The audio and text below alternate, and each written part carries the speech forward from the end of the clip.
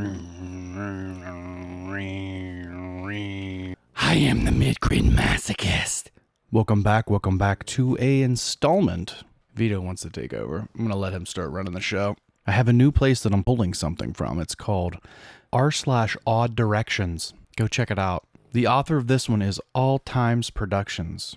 Give them full credit for the story. The title, The Sombergrimm Are Always Watching. Sombergrimm. I like that. It's different. Never heard it before. Let's see where it goes. Let's dig in.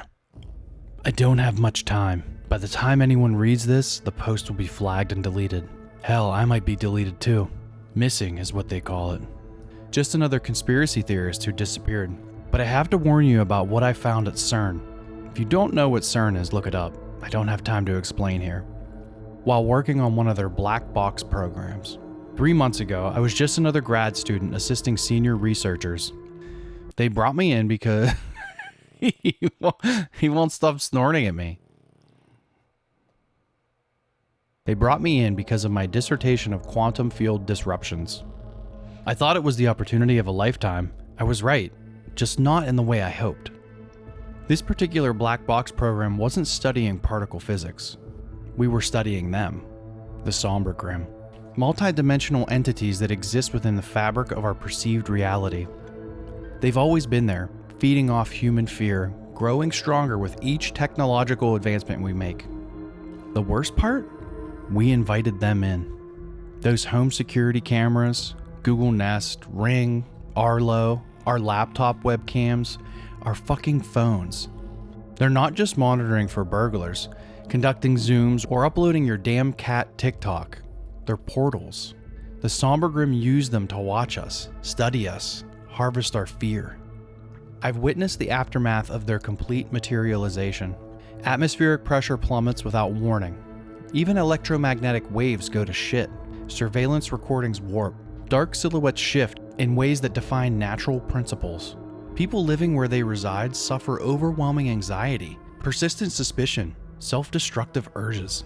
Their joy vanishes, leaving behind a vacant void that counseling can't reach. Remember those childhood games? Saying Freddy Krueger in the bathroom mirror? It's like that, but real. The Sombergrimm can be summoned by saying their name 3 times in front of any one of your cameras. Security, laptop, phone, etc. 3 utterances of Sombergrimm and they'll materialize in your home. For God's sake, don't try it. This isn't a creepypasta. This is a warning from someone who has seen the classified footage, whose work with the researchers now committed to psychiatric facilities, who's watched shadows crawl across monitors and felt that unnatural hell that follows. Stop it! What are you doing?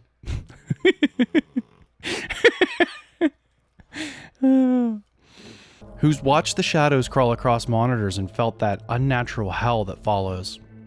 This is coming from someone who has lost a friend. I shouldn't be writing this. Every sentence I finish feels like another nail in my coffin, but I need to share what happened to Daniel. We worked together at CERN, brilliant physicist, skeptical to a fault.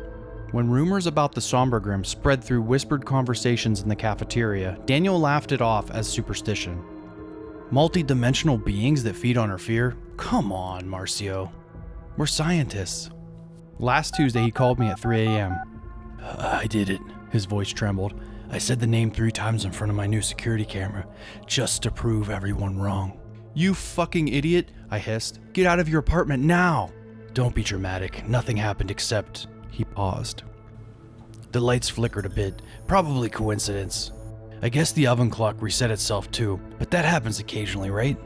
I drove to his place the next day. Daniel looked terrible, eyes bloodshot, involuntary shakes as he made coffee.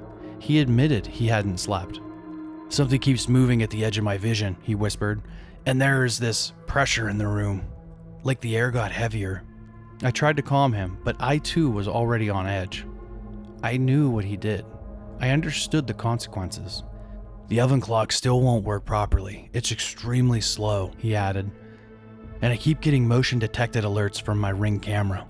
I said a silent prayer for him when his back was turned. I knew he was already a goner.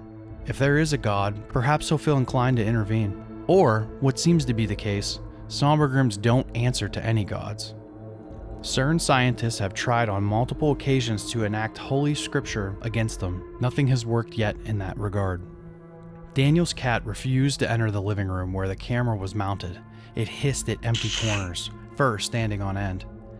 By the third day, Daniel was unraveling, called me crying about scratching sounds in the walls.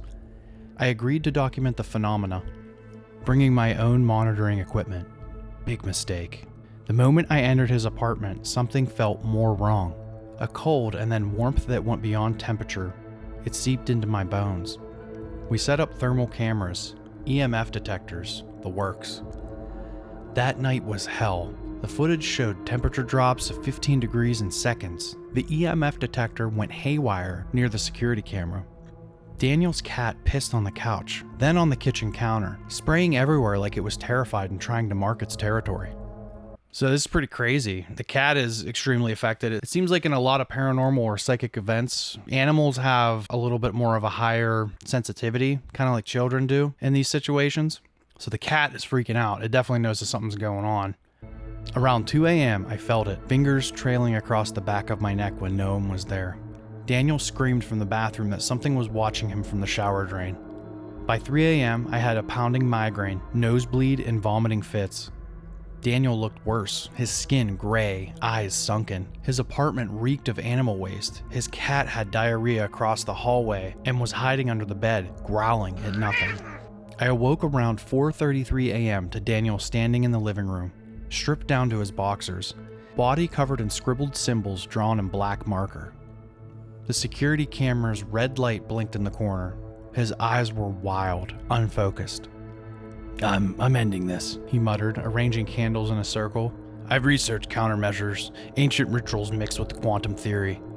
I scrambled up from the couch. Daniel, stop. You'll make it worse. It feeds on fear, right? So I'll show it I'm not afraid. He laughed with a sinister sound that wasn't his own. I understand now. It's just a quantum interference pattern. We can disrupt it. He began rambling incantation, Latin phrases mixed with physics equations. Daniel, please. The security camera sparked. All lights went out. In the darkness, I heard breathing that wasn't ours. Heavy, wet, coming from every direction. Daniel screamed, not in fear, but in challenge. Show yourself. I'm not afraid of you. Something moved across the ceiling, a shadow darker than darkness. The candles flickered violently, casting grotesque, elongated silhouettes against the walls. It was as thought. I was remote viewing this entire hellscape. The darkness that ensued made me feel like I was floating in empty space, only witnessing Daniel directly as the victim. I felt this may be how the Sombergrimm perceives our world. Was I getting an inside look? I don't know, and I don't care to experiment with it again. This out-of-body experience didn't last long as I saw. Daniel's body suddenly went rigid. He rose 6 inches off the floor, suspended by nothing. His mouth opened impossibly wide, jaw dislocating, and emitting a sound no human throat should make. I snapped back to being in my own body, my weight heavy on feet and frozen in place. When Daniel crashed to the floor, he began clawing on his own face, screaming about the things crawling under his skin. The police arrived 30 minutes later, responding to neighbors' complaints. They found Daniel convulsing, foaming at the mouth, eyes rolled back. Me, they discovered huddled in the bathtub, bleeding from both ears. The official report stated acute psychosis, drug-induced hysteria. They committed Daniel to a psychiatric ward that morning. I visited yesterday. He doesn't speak anymore. He just stares at the ceiling, occasionally whispering, Sombergrimm, before the orderlies sedate him again. I understand now what we uncovered at CERN. These entities have always existed alongside us, hiding in technological shadows. By revealing their presence, I've made myself their target too. My own security cameras are disconnected now, and I've stopped doom scrolling, but it seems to have made no difference. Last night, my phone camera activated by itself 3 times, each time capturing nothing but my terrified face.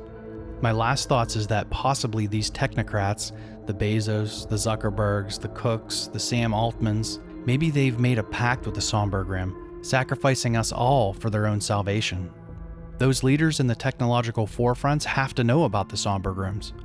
Perhaps we're nothing but food, as a select elite few try to buy time for themselves. Don't call the Sombergrimm into your cameras. They're always watching. We don't have an answer on how to stop them. Sombergrimm, Sombergrimm, Shh. Sombergrimm. That was interesting. I like the technological background to that one. It's pretty cool. They're always watching, like I'm always watching. If you're subscribing, if you're liking, I appreciate it. If you want to listen, Spotify, Amazon, Apple Podcast, Podbean. You can find me anywhere on there. Don't let the Sombergrimm get you. I am the Masochist. Farewell.